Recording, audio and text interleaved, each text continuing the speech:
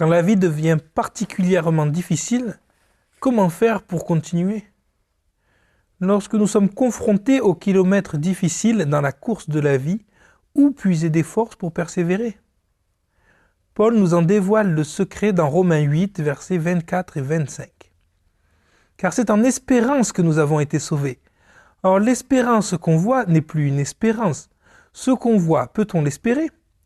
Mais si nous espérons ce que nous ne voyons pas, nous l'attendons avec persévérance.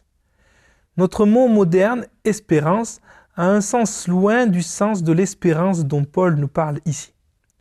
Nous utilisons le mot espérance aujourd'hui plutôt comme un vœu, quelque chose qui peut ou peut ne pas se produire, comme « j'espère qu'il ne pleuvra pas demain » ou « j'espère qu'on me donnera ce travail ».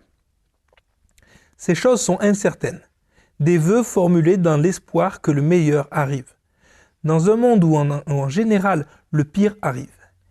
Dans un contraste total, l'espérance que Paul nous appelle à découvrir a un fondement absolument solide. C'est une certitude, une projection sûre dans l'avenir basée sur les solides promesses de Dieu qui ne faillit jamais à sa parole.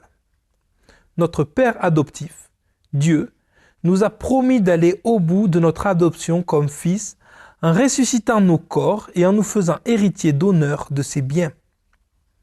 Ces promesses sont le point culminant de la longue histoire de rédemption de Dieu, commençant à l'aube des temps dans le jardin. Notre espérance est une projection certaine de la rédemption finale de nos corps qui sera accomplie lorsqu'il nous révélera comme ses fils.